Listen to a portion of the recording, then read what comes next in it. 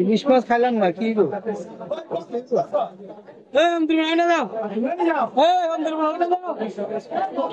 শিবল মতো বেশি নদী কত করে?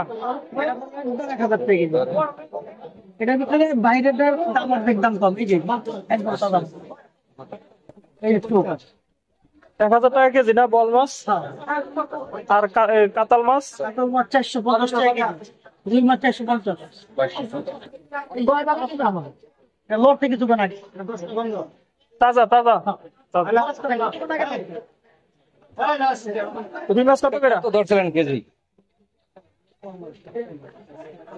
40 টাকা ধরবো, এটা 20 টাকা কমছে।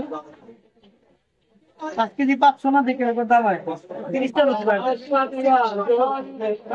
170 টাকা 5 কেজি 500 টাকা। হ্যাঁ